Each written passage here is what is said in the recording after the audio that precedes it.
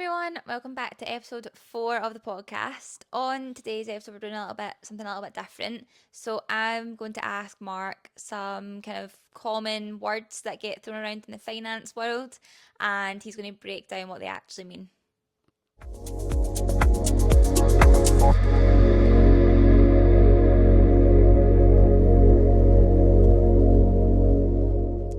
So the first word or phrase, whatever you want to call it, is stock market. So what is the stock market?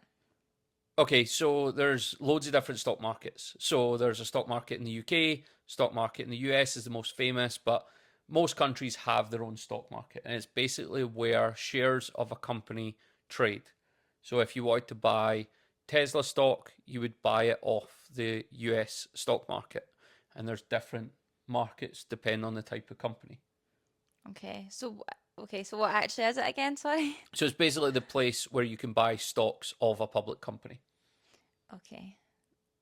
And where do you find that? Just by Googling stock market? Yeah, you can. It depends what company you're trying to buy. So if it's a US company, it'll be probably traded on the US stock market.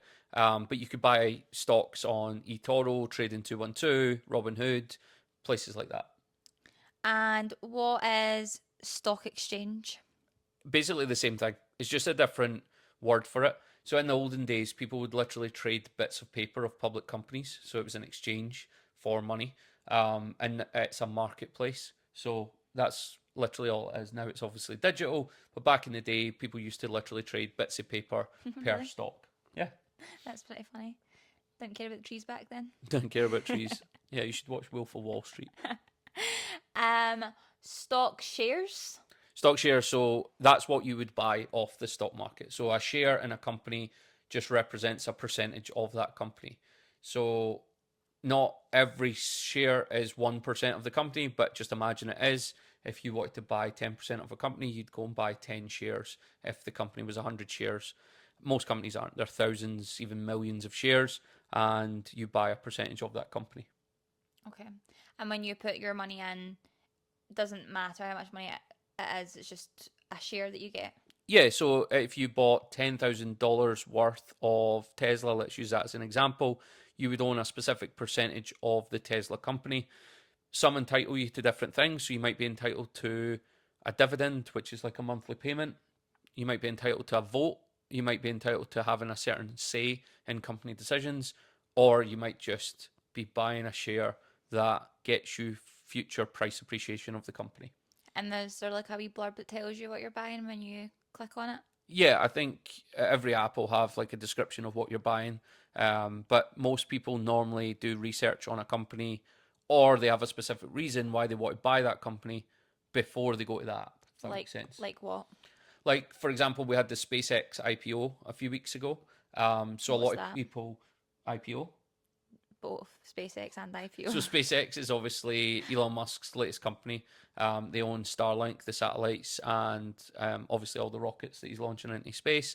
Mm-hmm. So SpaceX is a massive company. It went public, so it was a private company, so owned by Elon Musk and private investors. Mm-hmm. Then it goes public, which basically just means anyone can buy a share in the company. Like me, for example, I could go and Yeah, buy it. you could literally go and buy it, but previous to that, you couldn't. Okay. So they had an IPO, which is initial public offering. It's just the day it goes public, basically. Okay. Um, so SpaceX went public, and you can buy a share in it. But most people would know about SpaceX before they decided to buy it. They wouldn't just Mm-hmm. go on an app, discover a company called SpaceX, Mm-hmm. and then buy it. That's not how most people buy shares. Okay. And is the IPOs like announced? So like did people know in advance just taking that as an example, did people know in advance like oh on Tuesday the 22nd that company is going public? Yeah, there's massive PR around it. So SpaceX had huge marketing campaign. Um, So then people would know, oh, that's coming public on Tuesday. Like I'm going to yeah, try and buy into that. yeah. Do you want to know a hot take? Yeah. Never buy a company on the day of the IPO. Why? Because it's pretty much always a local top in the price. It's the local high. Mm-hmm. And basically, what happens in the run up is you'll see it on the news, you'll see it on the radio, like you'll hear loads about this IPO coming. And then people that aren't educated in investing will think, oh, I need to rush and buy it. There's loads of momentum around it. Mm-hmm. And it runs the price up on the day and then it crashes. So SpaceX went public at a 1.3 trillion valuation. By the end of the first day, it was worth 3 trillion. And then it crashed to 1 trillion in the next few weeks. And what makes it crash? So early investors will sell. Right. So anyone that was a private investor, they've maybe invested 3 to 5 years ago when the company was first being formed. They can sell their stock on that day.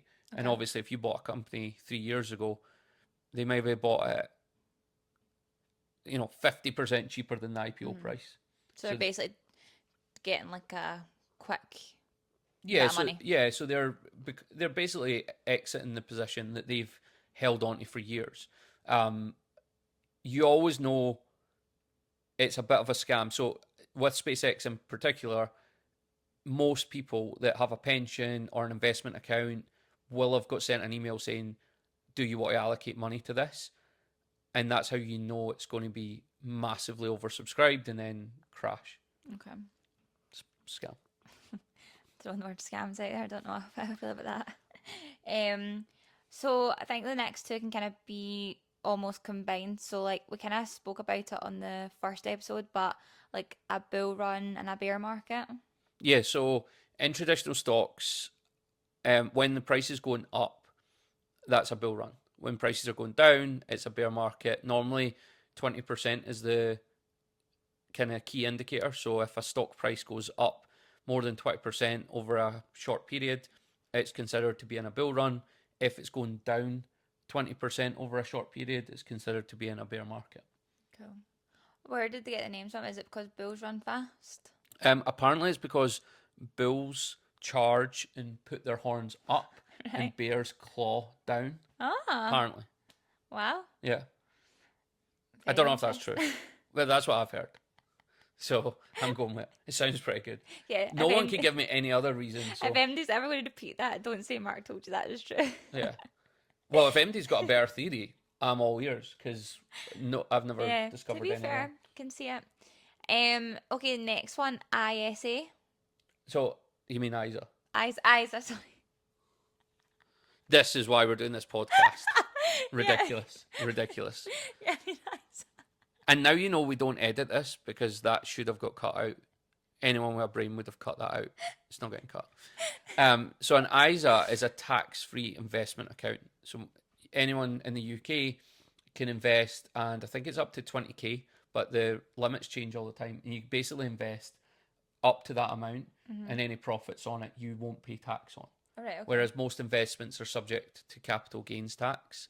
So if you bought, let's say you buy Tesla just on eToro, not using your ISA, and you make 100 grand, you would pay at least 20 grand in tax on that profit.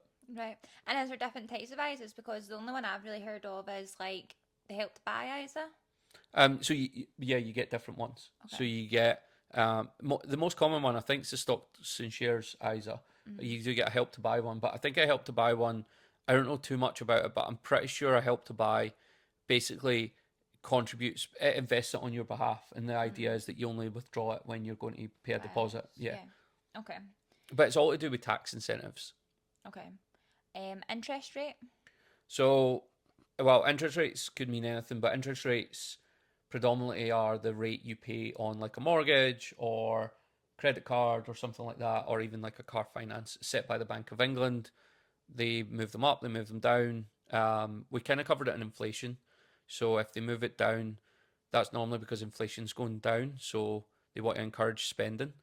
If inflation's going up, they want to slow spending to bring prices down. So they'll put interest rates up. Okay, that makes sense. And then Does it though? Well, I mean, I didn't know ISA. I wasn't ISA a second ago, so ISA. learning a lot. Yeah. And then when someone speaks about like assets, what's that?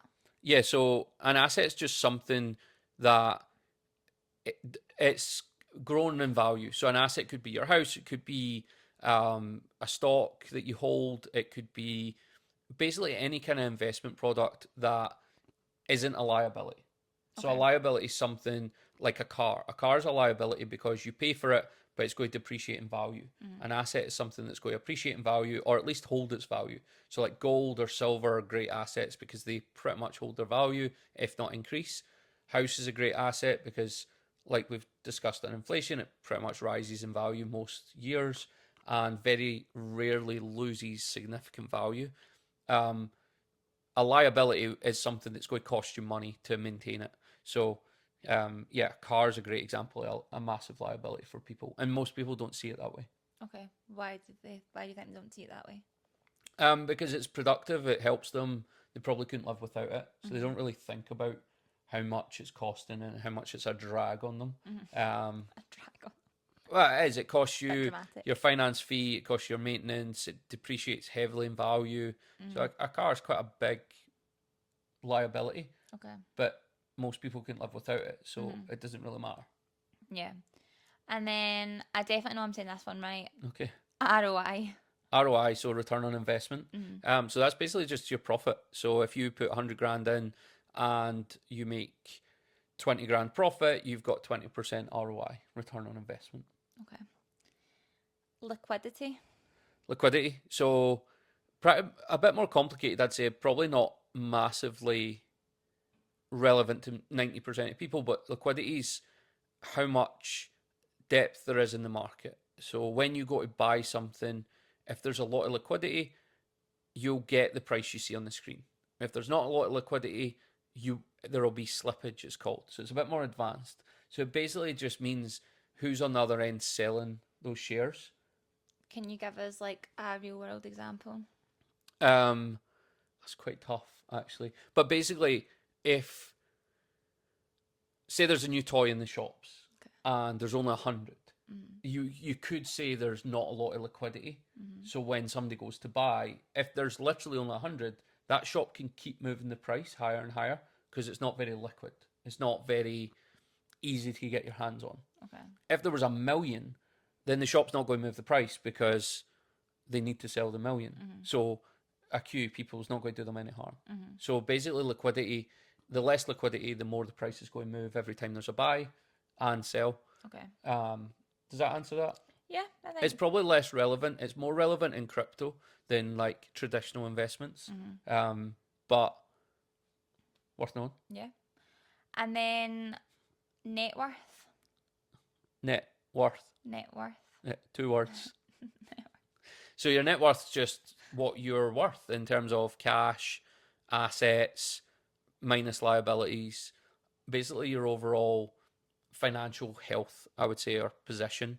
It's not something we talk about a lot in the UK. But the US talks about net worth a lot, like almost to a brag point. Like it's like their key thing. But like, what does it actually mean in terms of like? Because obviously, if you Google someone, like, just say you Googled a famous person and their net worth's like 13 million, but they don't just have 13 million pounds lying in their bank account, do they? No, and that is an amazing point to bring up, but I'm not going to go on a rant about it too much. But net worth's all your assets. So you could own a £500,000 home, be mortgage free. So say your net worth, that's your only asset, you have 0 other pennies in your bank. Your net worth's 500k, but you can't do anything with it. You can't spend it. You can't go to the shops. And this is the thing when you talk about billionaires or millionaires is, yeah, they might be worth £50 million, but probably 99.9% of that is tied up in property, stocks, bonds. They don't have that money sitting in their bank to just go and spend it. Yeah. So net worth's a bit of a weird one in that people have a misunderstanding that they're just sitting with all this cash in the bank and they can just go and spend it. They can't. And what's a bond? So a bond is basically government debt. So when the government wants to spend, they issue debt and people buy that debt. It's called a bond. Or in the UK, it's called a gilt. A gilt. A gilt, yeah. So wait, explain that again. So the government spends, then collects tax revenue to pay back the spend. Right. In order to have the money in the first place, they issue debt and people buy that debt. And it's called bonds. And we overspend. So would I have Every a country bond? in the world pretty much So overspends. is it? So do you get a bond as an individual? You can't. You can buy them. It'll be in your pension. So simplify it further. It's just it's like an IOU. So you could buy a government bond today, and they'll pay you an interest rate for you giving them cash Okay. that they can then go and spend. Mm-hmm. That's all a bond is. But they issue billions, and it's pension funds. It's seen as safe, right? Mm-hmm. Because the government's not going to not pay you back. They're not going to default on their debt unless they're like Greece or something like that. That's what happened in the early 2000s. So the UK government wants to spend £100 billion on the NHS. Mm-hmm. Where do they get that cash from? They go and issue debt. People give them the 100 billion, but in return they have to give them back the 100 billion plus interest. Mm-hmm. And it's pension funds, it's big institutions, it's foreign investors. They'll buy that debt because they know no matter what they'll get paid back. Mm-hmm. Okay. Sounds good. Well, that was my top 10 words that I found. Unless you have any other words to add. No, I don't think so. I think they were good 10 words, a bit varied, but important. And the good thing about this episode, actually, which to be honest, I never really thought of at the start, is that we'll probably use these terms day to day in the podcast, but then we don't have to stop and explain them every time because we've just covered them. Yeah. Yeah, Right. ISA. Might need to explain ISA more. Yeah. Well, yeah, that's the end of our episode. Nice little short one this week. And yeah. Yeah, keep sending in the comments if you've got any subjects you want covered. We'll try our best to cover them. If there's specific news topics or if there's even stocks or investments that you want to know more about, just send them in. We'll cover them. Yeah. Perfect. Thanks very much. Bye.